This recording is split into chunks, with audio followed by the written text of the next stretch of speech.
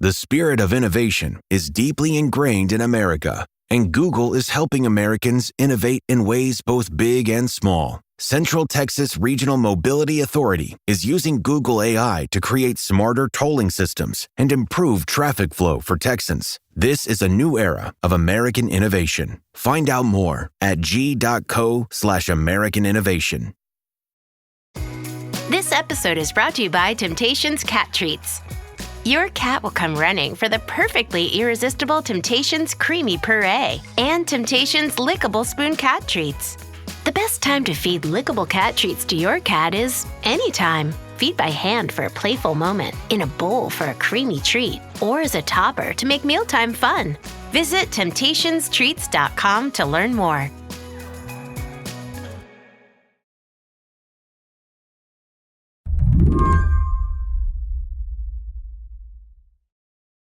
Christopher Mims is a very specific kind of nerd. I can say that because he says it about himself. His expertise is logistics, how goods get from one place to another. When I walk into a Target or I buy something on Amazon, sometimes it's like a crazy flashback scene in a movie. I will kind of rewind the tape of how that object got to me or arrived on that shelf. Christopher wrote a book about the supply chains that undergird our economy. The book's called Arriving Today. He also reports for the Wall Street Journal. A lot of these objects made a journey of more than 10,000 miles, which took at least 6 months. Something goes, by truck or rail to a ship, which goes across the ocean, which goes into a port, and then is moved by this giant robotic crane, and then it finally arrives at my door. It's just a crazy journey. Lately, Christopher has been worried about what will not be arriving in the very near future. Like you, he has heard the warnings being issued by CEOs and the people at ports as President Trump's tariff threats sink in. Because in terms of flashing red indicators, nothing beats what is happening at America's largest port right now, as in this afternoon. There are reports of blank sailings. That's when cargo ships skip scheduled stops. There are reports of ships coming in lighter than usual. Just give me a snapshot in time, a today story of what is happening at the Port of LA. Fewer vessels coming across the Pacific with less cargo. It was pretty quiet out there when I started about 6 o'clock this morning. This is what I would anticipate in the event of like World War III between China and the United States. Just a complete cessation of shipping. I really think that we're having a Wile E. Coyote moment right now where we've run off the cliff and we haven't looked down yet. Yeah, I mean, the executive director of the Port of Los Angeles said last week that American stores have 5 to 7 weeks of normal inventory left. What are we going to see after that? Go to a big box store, empty shelves. Really? 100%. I really think part of the problem right now is like everything seems so fine, Yeah, everything is fine for now, right? But if you imagine like you're watering your garden or something and somebody shuts off the water, you won't notice the instant they do it necessarily, right? There's still water draining out of the hose. Some products, it could be as soon as 4 weeks. Others, it'll be weird. It'll be like 6 months from now, people will be like, what? I can't get that? Yeah. I mean, the Trump administration has tried to frame what's about to happen in terms of excess. Like they keep talking about dolls. Like maybe little girls will have to have just 2 dolls instead of 30 dolls, which really makes this about choice and things you might get for pleasure. Is that the right framing here? No, that's a delusional framing. There's just no other polite way to put it. We're not, as journal reporters, we're not supposed to editorialize, but like that is, I'm not editorializing when I say that is detached from reality. That's just a fact. Today on the show, how tariffs are about to bring American supply chains to a halt. I'm Mary Harris. You're listening to What Next? Stick around.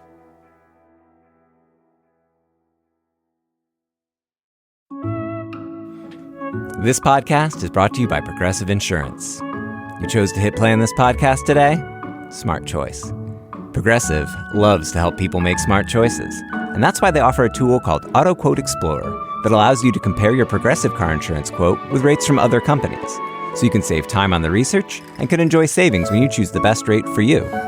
Give it a try after this episode at Progressive.com. Progressive Casualty Insurance Company and Affiliates. Not available in all states and situations. Prices vary based on how you buy. This episode is brought to you by Planned Parenthood Federation of America. Care, no matter what, isn't just a slogan for Planned Parenthood. It's a daily commitment. Across nearly 600 health centers, clinicians are providing essential reproductive care to people who need it most. As the nation's largest provider of quality, affordable, sexual and reproductive health care and sex education, Planned Parenthood is committed to serving people from all walks of life, regardless of gender, race, income, immigration status, or background. No exceptions. Each year, Planned Parenthood organizations provide care to 2 million patients, offering everything from birth control and hormone therapy to STI treatments and cancer screenings. This is life-changing, life-saving care. And yet some public officials continue to undermine that work, attack Planned Parenthood, and put barriers between people and the care they need. What happens if lawmakers who are hostile to reproductive health and rights get their way? You don't want to find out. Donate to Planned Parenthood Federation of America at plannedparenthood.org/defend.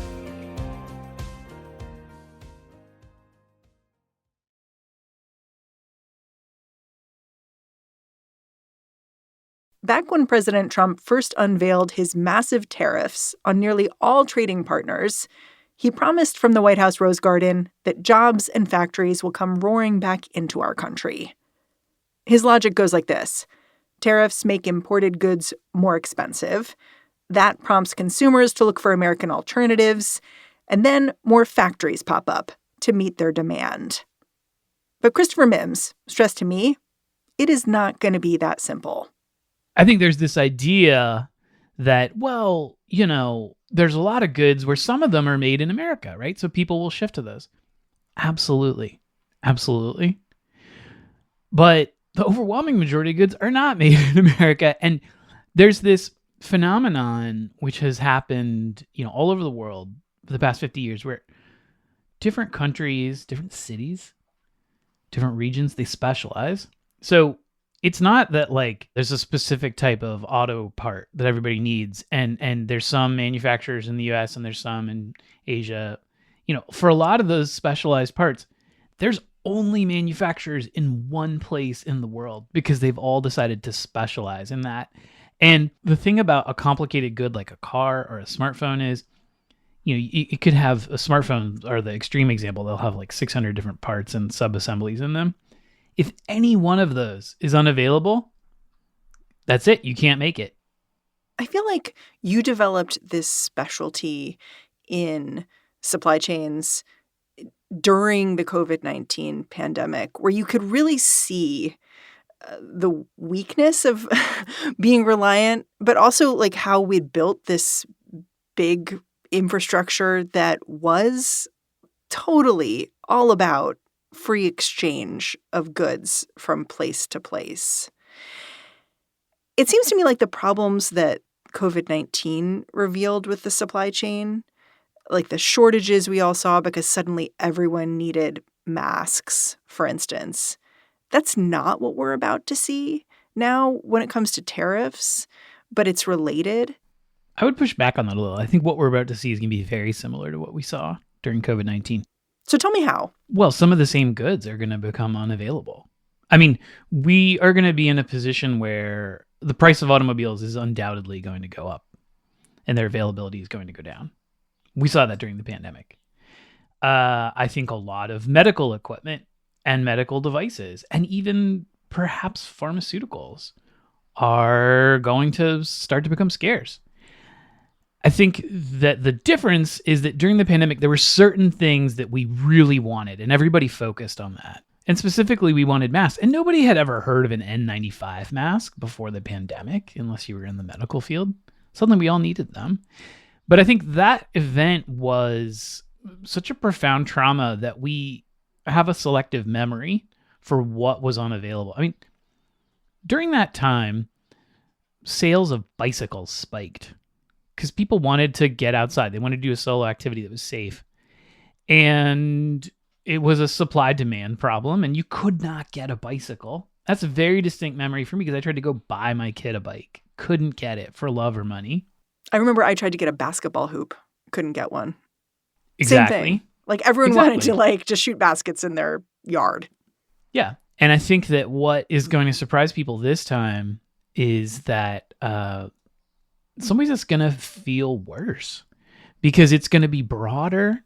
You mean because it won't be related to demand as much? It'll just be related to like the ability of goods to move and cost? Yeah.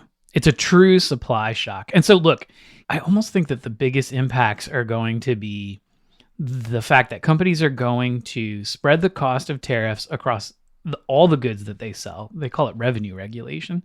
So everything they sell will go up in price. So it's a very powerful inflationary force. So we're going to see inflation get started again. Is that just so it looks normal to have a high price? Like everything will go up so it's like it doesn't seem strange that all of a sudden this one thing is very expensive?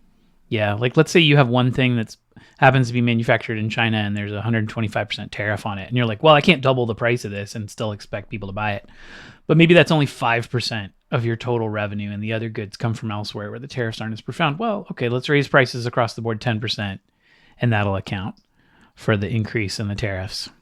Oh, so you're skimming a little off of everything you sell as opposed to having one thing be much more expensive. Yep. There are also lots and lots of small businesses that are going to cease to exist, that are totally dependent on goods that only come from places that are heavily tariffed and they have no alternatives. I mean, my favorite example of this, because it's the most heartbreaking, is there are these small businesses that sell goods for the classroom and for people who teach at home, and they're like particular type of learning aids and accommodations, you know, for kids with learning differences or you know, different neurodiversities. And, you know, maybe they've had a healthy business up to now. They were even thinking about expanding, and they're like, we're going to have to shut down. We absolutely can't get the goods at a price that people will pay. And then the kids who rely on those products are going to be like, what? Hold it. Yeah. I mean, how terrible is that? And these tiny companies, small businesses, they can't do what Apple did, where they're like, you know what? We're going to shift almost all of our production for American phones to India. They can't do that. They don't have billions of dollars to stand up a new factory and create a whole new set of dependencies and supply chains somewhere else. Yeah. I want to put a pin in the small business thing and come back to it because I do think it's really important. But I do think there's another story to tell here of how difficult these tariffs are to navigate, even for a really big company that's been trying to anticipate some kind of trade war. Like you did a whole article about the Nintendo Switch and how tariffs will impact that product. And what's notable to me about the story you told there is that the company was really aware that with Trump coming into office, like, okay, like there might be some tariffs here. Like they were trying to prepare, and they're a big company that can absorb a price shock better than a small business. Japanese manufacturers, they have had to be nimble for a long time. Nintendo, Sony, with their PlayStation, they have had multiple episodes in the past of just running out of stock for popular game consoles, just not being able to make enough. You know, and then so you put on top of that the potential for tariffs. So what Nintendo of America did was they imported close to 2 million Switch 2 consoles the quarter before they were going to get released, which was also, you know, just before and leading into Trump's inauguration. So they were stockpiling, storing Nintendo Switches in their cheek for later. And they can do that because they have a certain scale. So very few companies can afford to hold on to a ton of inventory because you literally have to keep that inventory on your books. You know, it's like you're accruing a mountain of debt on goods you haven't sold yet. You know, your board doesn't like that. Shareholders don't like that. But Nintendo, you know, they're a company that has some leeway. People trust them to know what they're doing. And so they are somewhat unusual among manufacturers in that they're like, we don't care. We're going to stockpile a ton of this, not just in the US, but like, you know, at various stages of assembly at our contract manufacturers in China, in Vietnam, right, which was a hedge against a trade war with China. And I think even in Cambodia, they stood up a factory to do some assembly because it's, of course, just over the border from Vietnam. So that seems really smart. Are they safe from the tariffs now? Absolutely not, because we have a gigantic tariff on Vietnam. We have this sort of psychological anchoring effect on the China tariffs being so high. But don't forget, like a 50% tariff on goods from Vietnam it's insane. Yeah. I mean, my understanding is that the tariffs on goods that are in effect right now are shocking, but the big thing everyone's watching for is the 145% tariff on Chinese imports, which is set to go into effect May 27th. If that somehow was magicked away, does that prevent any of the pain that businesses are anticipating right now?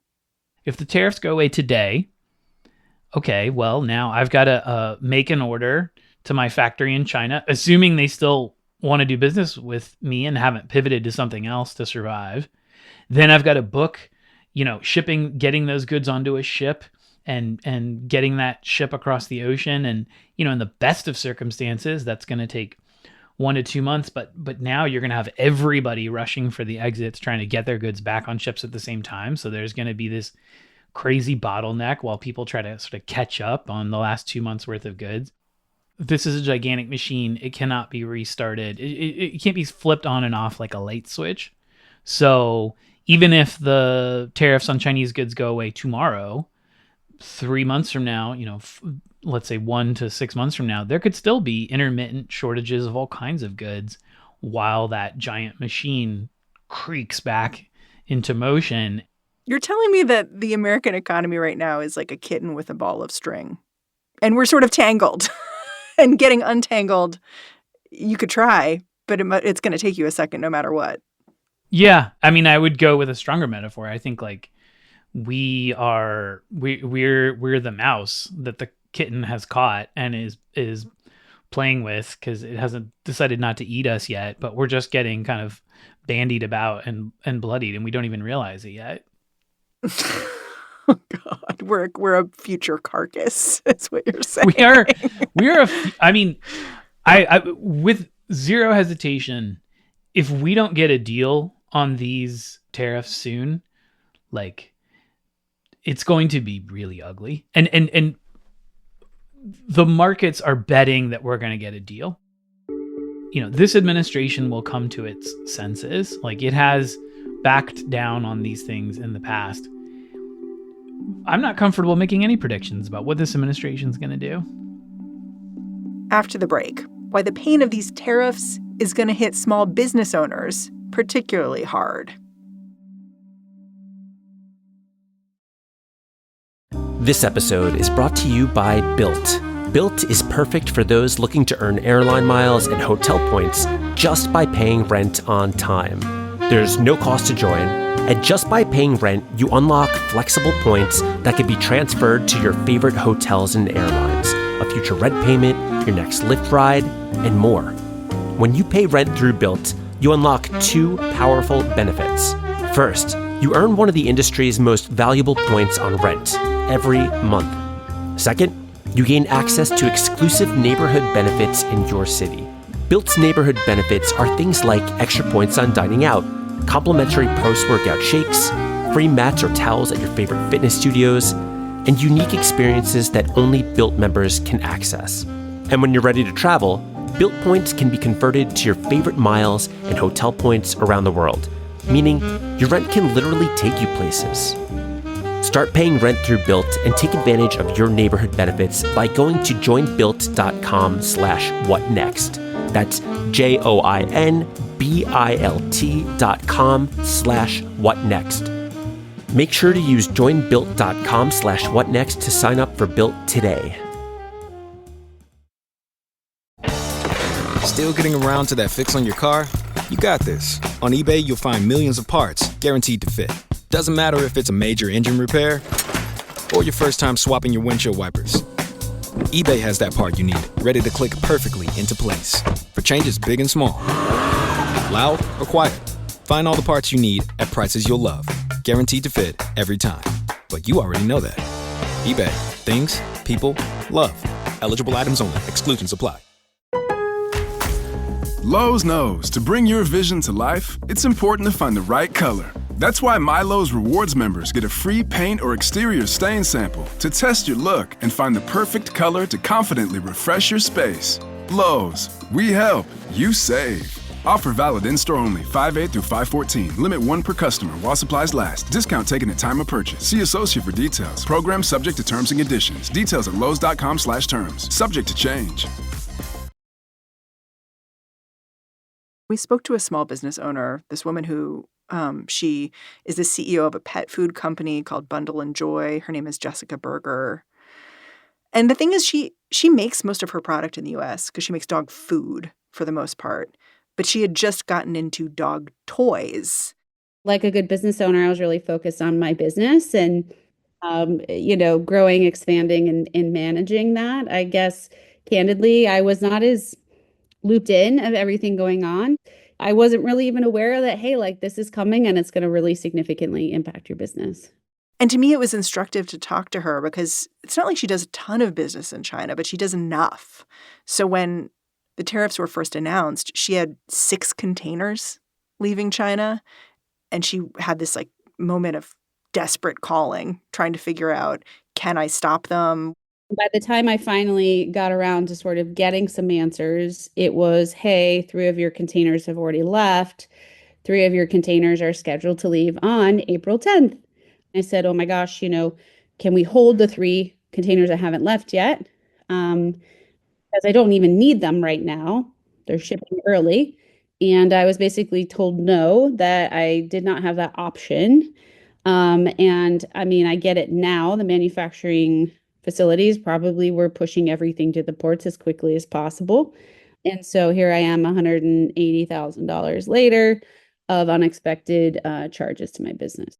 And the thing is, like, she's in a good spot. Like, this is not her main part of her business. So it's like she's not even thinking of this as an extinction level event. She's like, yeah, I guess this part of my business isn't going to work out. But I was struck by the fact that she basically said there are categories of products that are just going to go away. At the end of the day, if there aren't plush dog toys available, I think an entire category almost could be wiped out or significantly reduced because there's really just not going to be capabilities to do it here in the US. So like I know for us, I've just told the team, like, as far as I'm concerned, this aspect or this portion of our business is just non-existent after this if things don't change. And that was shocking to me, that just like there's a whole category of things that might just not exist. And you could say those are frivolous things, like your dog could use a stick or your dog could use a ball. But still, it's a thing that I see in the store all the time. Yeah, and I think the thing to emphasize there is, her times a million. How many fewer new jobs will be created in America as a result? How much less spending will her business do? Dollars that would otherwise be recirculated through the economy. It's easy to say, oh, kids are going to have fewer dolls at Christmas, or, the only place you'll be able to buy dog toys will be at like a big box store that can spread the increase in cost across, everything else that they sell. But what we're staring down the barrel of here is a recession. And we haven't had one of those in a while. And this is entirely the product of a very narrow set of policies. Yeah. And, at least one person you spoke to said Americans might not understand that tariffs might not just impact tchotchkes, but also services, stuff like energy, electricity. And I just thought, like, how much am I not thinking about that might be all of a sudden just totally repriced in my life? Yeah, and it's very hard to identify these effects because it's so indirect. But let's talk about energy because, of course, energy bills have been going up across the country, and there's a bunch of reasons for that. But in the long run, a factor in that is that it is hard to bring more energy sources, even the ones we want, like, big solar farms, wind farms, et cetera, onto the grid because, they need all these parts, which we still don't make in America. So, you need some big transformers or whatever, and they're just not made in the USA. And now they're going to cost you literally 150% more. And there was already a backlog. And where do you see that? Well, you see it in your monthly energy bill. But is it obvious that was because of tariffs? Probably not. So what are you stocking up on right now? My day job is as a tech reporter. So it's the place where I am the most updated in my knowledge about the impacts of these tariffs. And, you don't need to go out and buy a new phone because they gave an exception for those, probably because, Donald Trump's friend, Tim Apple, as he likes to call him, has made multiple trips to the White House and has greased those skids for his whole industry. But every other type of good that isn't like a phone or a tablet or like a laptop that's a piece of electronics, like that's definitely going to go up in cost. It's funny enough, there are deals, I think, because companies are selling out the inventory that they have now or that they moved into the country in advance of the tariffs. So if there's some big complicated object that has a bunch of electronics in it that you need now, like probably now's the time to do it. Also, if there is a car in your life that you need to replace or update, probably now's the time to do that. So these big ticket items where it's going to be a real challenge later on if the price goes up 50 or 100%, that's what I would think about right now. I keep hearing about Christmas when people talk about tariffs, because this is apparently the time of year when people do their buying for Christmas. They're trying to anticipate what people are going to want. I mean, Christmas is like the orgy of spending in the United States. What do you think Christmas is going to look like for all of us? I think we'll walk into our local big box store and there'll be many fewer of those 12-foot tall inflatable Christmas lawn ornaments. That'll be the most obvious expression of it. But yeah, I mean, let's be clear. Some of what is not going to be on shelves is just random crap that maybe nobody should buy. Like, does everybody need to update all of their ornaments, Is that going to ruin somebody's Christmas? No. But it will be visible. And I think that's going to make a big difference. I think Christmas is going to feel a little bit Dickensian this year because the economic effects of these tariffs will be starting to bite. So, the main reason people won't be buying as much this Christmas will be because somebody got laid off. Yikes. That's grimmer than empty store shelves. Yeah. But if you combine empty store shelves with somebody just got laid off, I mean, that's going to be depressing. I think the rhetoric that, this pain's going to be temporary, we got to suffer a little in order to bring manufacturing back. Some folks are going to accept that rationale nearly forever, right? They're economically comfortable enough that they don't have to care. But I think for a lot of folks, especially independents who swung for Trump and even some members of his base, and certainly everybody who didn't vote for him, the overwhelming emotion in the face of, attempts to rationalize what's going on is going to be rage. And I see it already. People are so angry because there was a bait and switch. So many people who voted for Trump were like, I didn't like the inflation that happened under Biden. This guy is basically president business. He's going to come in. He's going to lower prices. And there's going to be all this economic growth. It's going to be amazing. That's why people voted for him. So when he says, what are you so mad about? I said I was going to do tariffs. That is not in any way, what's happening now is not in any way what people expected. And so the combination of tariffs and then, of course, shrinking the federal government, the mass layoffs because of Doge and all the rest, people feel a real sense of betrayal. And I think that, the same way that Canada just swung hard for, a party that was about to be kicked out of office because they got so mad about Trump that they started booing the American national anthem at the beginning of hockey games. That is already kindling in the US, and it is going to grow. Christopher, I'm really grateful for your time, even though this was a little bracing. Thanks for coming on the show. Thanks for having me. I'm always happy to get this message out there. Christopher Mims is a Wall Street Journal tech reporter. He's also the author of Arriving Today. Before I go, I have a little correction to make to Monday's episode, which was about the president's threats against federal judges. Listening back, we realized our edit was a little unclear. You might have tuned in and thought only one federal judge had ever been impeached in all of U.S. history, which is not the case. We've updated the episode to reflect that, thanks to the listener who wrote in with a clarifying question or two. And that's our show. What Next is produced by Paige Osburn, Elena Schwartz, Rob Gunther, Anna Phillips, Ethan Oberman, Isabel Angell, and Madeline Ducharme. Ben Richmond is the Senior Director of Podcast Operations here at Slate. And I'm Mary Harris. Go track me down on Blue Sky. Say, hey, I'm at Mary Harris. Thanks for listening. Talk to you soon.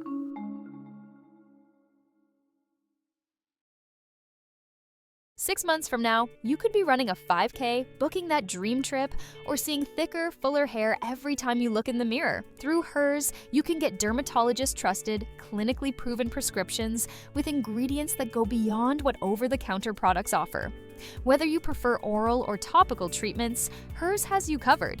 Getting started is simple. Just fill out an intake form online, and a licensed provider will recommend a customized plan just for you. The best part? Everything is 100% online. If prescribed, your treatment ships right to your door. No pharmacy trips, no waiting rooms, and no insurance headaches. Plus, treatments start at just $35 a month. Start your initial free online visit today at forhers.com/talk. That's forhers.com/talk. Compounded products are not FDA approved or verified for safety, effectiveness, or quality. Prescription required. Price varies both on product and subscription plan. See website for full details, restrictions, and important safety information.